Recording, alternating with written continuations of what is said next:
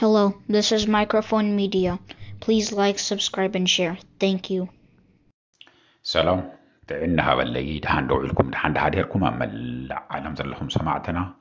سلام نأخذكم يكون زي مايكروفون ميديا أيون مايكروفون ميديا حدش زخنكم كعامن قاعد هنا مساهم نابلنا ناي كل شعب المسدي ناي زفيت سوينا أكال كوينكم كتقصلوا سبسكرايب زي جوركم سبسكرايب كبروا لايكن شيرن غيركم كنا سمعوا وون بخبرنا عدمكم بارك سوزي كابلنا سمعتي لما عندي حزلكم مسيد اللهو حادن كم قال دويلنا بزعبا تقادا لا برهانا غرغرغس زلنا حبريتا شعهز زل حبريتا نكاوز نغورنا له نواخاتم كنبلينا برهانه زسرلو خالت زغلي تفات سرو زغلي عقب سرو حزبي ناي تግራይ حزب خواادو تلعيلم عفار نخدو አዲስ አበባ نخدو እና ተመላለሱ ብዙሕ ነገር ዝገብሩ ዘለው ገመን ገበሩ ዘይተኣሰሩ ንብርሃነ ኣሲሮሞ ግን ህዝብና ብጣዕሚ ዝሕብን ዘሕጉስ እንታይ ምኽሎ እየ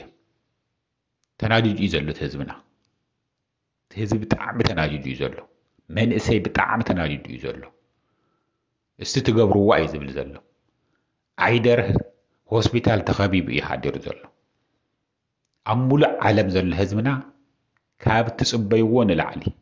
ትፅበይዎ ንላዕሊ ተናዲጁ እዩ ዘሎ እዚ ቀጥታ ንኒ ጀነራል ታደሰ እየ ዝዛረብ ዘለኹ ብርሃነ ዝእሰረሉ እንታይ እዩ ዓብይ ኣሕመድ እኮ ኖብል ፒስ ፕራይዝ ዝተሸለመሉ ብናይ ዓለም ለኸ መድረኽ ቀሪቡ ኣብ ኣፍሪቃ ፈላማይ ኮይኑ ዝተሸለመሉ እኮ ምስ ኤርትራ ሰላም ፈጢረ እየ ስለ ዝበለ እዩ ሰላም ይገበር ኢሉ እሞ ከዓመ ኣብታ ዓዱ ኣብታ ክልሉ ዛላምበሳ ተራኺቡ እዩ ተባሂሉ ዝእሰረሉ ኣብ መቐለ ከፊሎም ግን ኣብ ኣዲስ ኣበባ ኮይኖም ግን ኣብ ዓፋር እናኸዱ እናተመላለሱ እናኣተው እናወፁ ንሰራዊትና ንጀጋኑና እናፀረፉ እናዋረዱ ዘየለ ነገር እናጠቀኑ ንመራሕቲ ሕወሓት እናፀረፉ እናዋረዱ ዘይኸውን ነገር ዘየለ ብዕራይ ወለደ ኢሉንም እናተዛረቡ ንትግራይ ዘጥፍእ ዘየለ ዘይተገብረ ዘይተሰርሐ ነገር እናተዛረቡ እናፀሓፉ ዝውዕለው ሶሻል ሚድያ ከፊሎም ብበኒ ጌታቸው ረዳ ባንዳታት እዚኣቶም እናመወልዎም እናሰርሑ ዝውዕሉ ዘይተኣሰሩ ከም ልቦም እናወፁ እናኣተው ናብ ትግራይ ሓደ ተጋዳላይ ሓደ ኣክቲቪስት ኣብ ትግራይ ናብ ኤርትራን ሓደ ህዝቢ ሰላም ክፍጠር ኣለዎ ኢሉ ስለ ዝተዛረበ እሞ ከዓመ ካብ ክልሉ ዘይወፀ ብርሃነ እኮ ይኮነን ጀሚርዎ ህዝቢ ካብ ሓደ ቦታ ናብ ሓደ ቦታ ምኽያድ ማንም ኦሮሞ ኣብ የትም ቦታ እናኸደ ዝዘራረብ እዩ ማንም ኣምሓራይ ኣብ ዝኾነ ቦታ ከይዱ ዝዛረብ እዩ ወይ ከዓ ተላእኽቲ ባንዳ ዝኾኑ ተጋሩ ከዓመ ከምቲ ንነግረኩም ዘለና ኣብ ኩሉ ጦር እናዳለና ኢና ትግራይ ክንዋግ ከነጨፋጨፍ ኢሎም ኣብ ዓፋር ሓራ መሬት እናበሉ ሓራ መሬት ንሕና ንፈልጦ ኣብ ትግራይ ኮይኑስ ተቃሊሶም ተዋጊኦም ተኻሺሖም ሓራ ዘውፅዎ ነፃ ዘውፅዎ እንተልዩ ንሱ ሓራ መሬት ዝበሃል ኣብ ካሊእ ክልል ከይድካ ተቐሚጥካ እሞ ከዓመ እናተመላለስካ ንኣዲስ ኣበባ እሞ ከዓመ ክትቅንፅል ላዕልን ታሕትን እናበልካ ምስኣቶም ክንተዓርቂና እናበልካ እናለመን እናወዓለ ናይ ትግራይ ግዝያዊ መንግስቲ ሕዚ ንብርሃነ ምእሳሩ ህዝብና ኣቆጥዑ እዩ ዘሎ ኣብ ሙሉእ ዓለም ዘሎ ክንህርሰ ይከኣልናን ለይቲ ምስ ቀትሪ ስልክና ረሲኑ እናተደወለ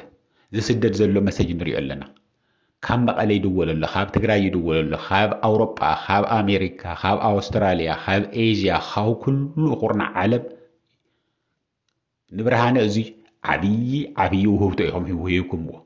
ብታሪክ እናተዘከረ ክነብር እዩ ንዘለዓለም እናተዘከረ ሓደ ነገር እንተወፅሖ እኳ ንዘለዓለም እናተዘከረ ክኸይድ እዩ ዋላ ምንም እንተዘይኮነ ፅባሕ ንጎ ክፍትሕ እዩ ግን እንተዘይተፈትሐ እውን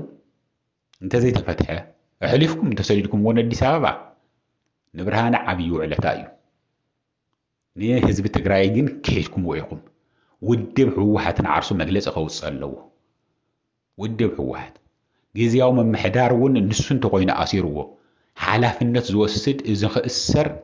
መን እዩ ኣዚዙ ተራ ናይ ዓይደር ፖሊስ ጣብያ ኣዛዚ ድዩ ወሲኑ ተኣሲሩ ዝኒሆ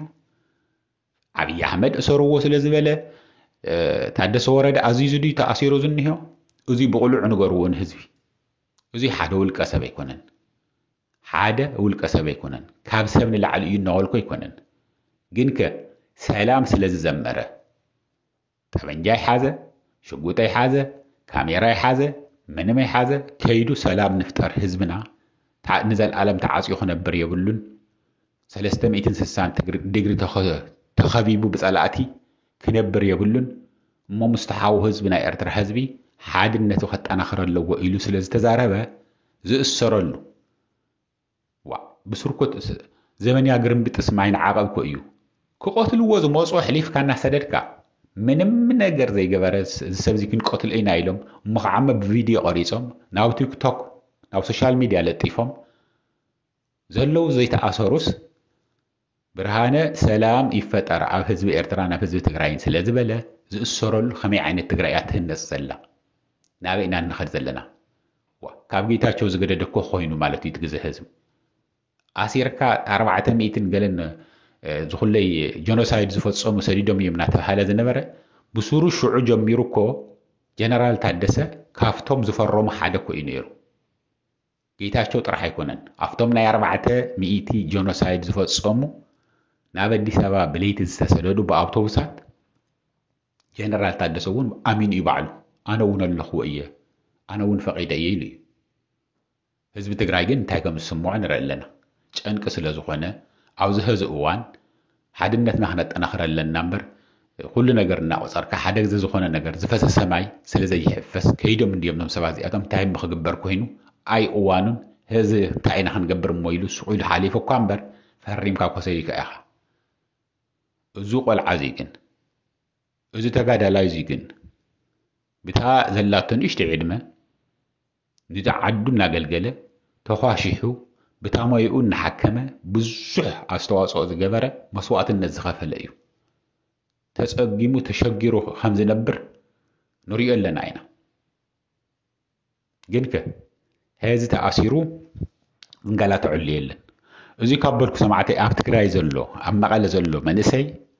ኩሉ ተናዲዱ እዩ ሓሪኑ ተልዒሉ እዩ ይግበርዋ እሞ እንደያ እዩ ዝብል ዘሎ ካብኡ ደው ኢሎም ከም ዝነገሩና ማለት እዩ እቱ ሰራዊት ትግራይ ከዓመ ንቱ ተኣሲሩሉ ዘሎ ጣብያ ከቢብዎ እዩ ዘሎ ኣይኸይድን ኢልና ኢና ተስፋ ንገብር ጀነራል ታደሰ ህዝበይ እንዳውም ምክንያት ክኾነካ ይኽእል እዚኣ ህዝቡ ክቆጥዑ እዩ ዝኹለይ ተሸጊሩ ኣብ ማዕበይ በየ ካምፑ ብጥምየት ብቁሪ ብቁማል ብቁንጪ ዝብላዕ ዘሎ ጅግና ህዝቢ ክንደይ ነገር ዘልምዐ ምዕራብ ትግራይ ክትከውን ዝገበረ ጫካ በረኻ ዝነበረ ሰብ ዘይነብረሉ ምድረ በዳ ዝነበረ ኣልሚዑ ሰሪሑ እንኳን ንባዕሉ ንዓድን ሙሉእ ኢትዮጵያ ዝኸውን ናይ ወፃኢ ምንዛሬ ዘረክብ ዝነበረ ህዚ ጠሚፆም እዩ ዝመውት ዘሎ ጠሚፆም እዩ ይመውት ኣሎ ምክንያት ክኾነካ ህዝቢ ተልዕሉኒ እዩ ሆይሉ ሰራዊት ተልዕሉኒ እዩ ሆይሉ ተንመሬት ትምልሰን እንተኮይንካ ለባም እንተኮይንካ ንጀነራል ታደሰ ይህ ዝዛረብ ዘለኹ እንኳን ብርሃነ ናብ ኣዲስ ኣበባ ክትሰድድ ህዚ ዘይኸውን ሰሪሕና ዘይትኸውን ተንኪፍና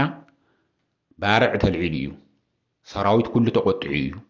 ሆይሉ ክሕጠና እዩ ኩልና ክሕዙና ክኣስሩና ይኽእሉ እዮም ሓደ ግዜ ማዕበል እንድሕር ተልዒሉ ከዓመ ጠጠው መበሊኡ ኣይንፈልጦን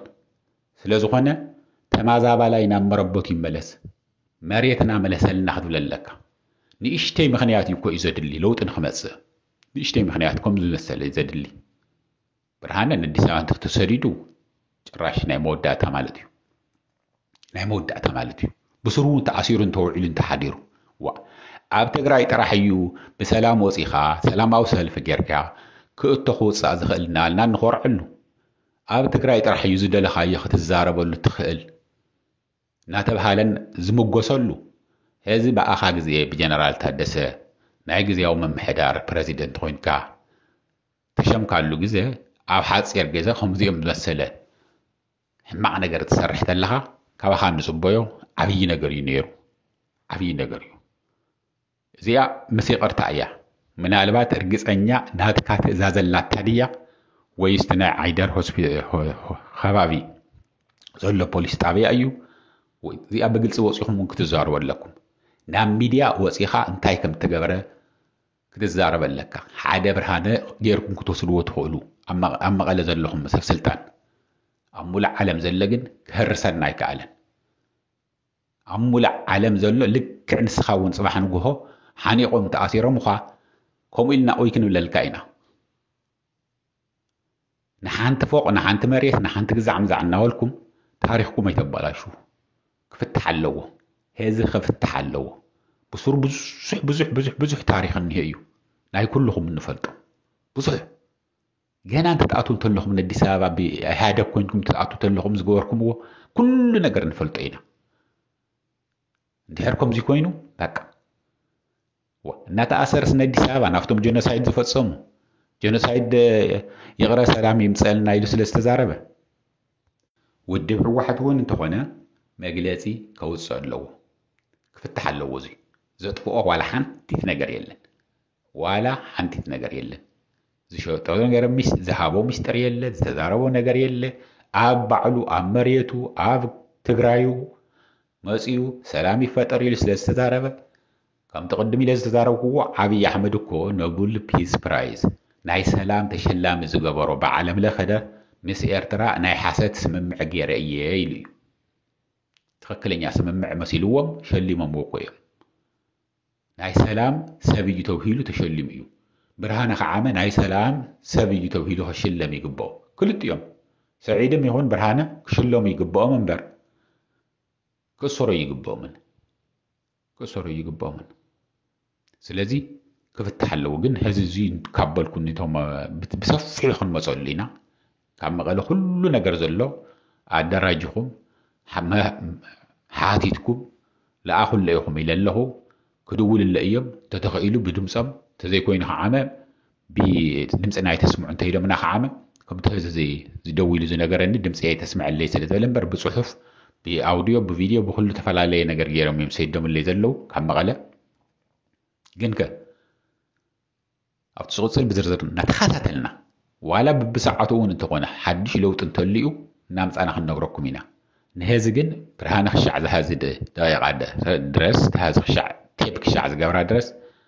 أما قال يزله عيدر كباب زله ناي مقالة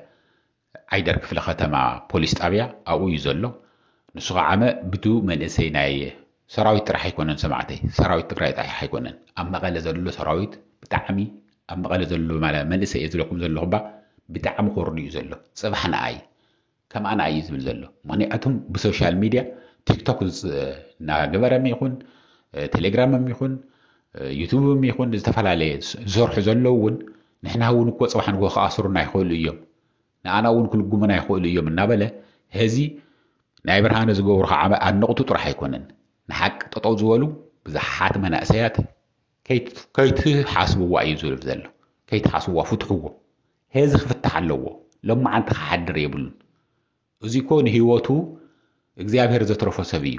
እሞን እቶም ንኽቆትልዎ ፈንጂ ብምዝራቡ ክቆትልዎ ልሳኑ ክዓጽውዎ ፈቲኖም ዝነበሩ ሰባት ኣሕሊፍካ ሰዲድካ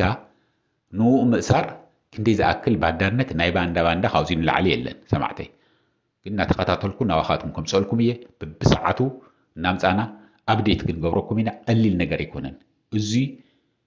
ናይ ብርሃነ ጥራሕ ጉዳይ ኣይኮነን ጽባሕ ንግሆውን ንሕድሕድ እዮም ተም ጀነራላት ከም ክገብርዎም እዮም صباح نجهون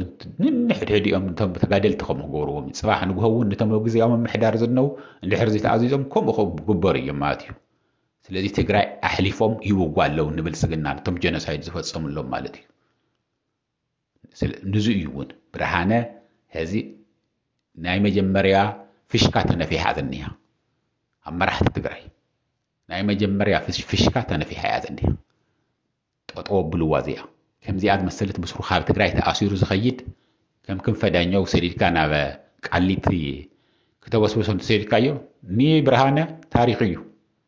نأخذكم تاريخكم تبلا شو يحمد الله أزيد نود هو حتوني يوسخي يزبل زلوا مجلس هو اللو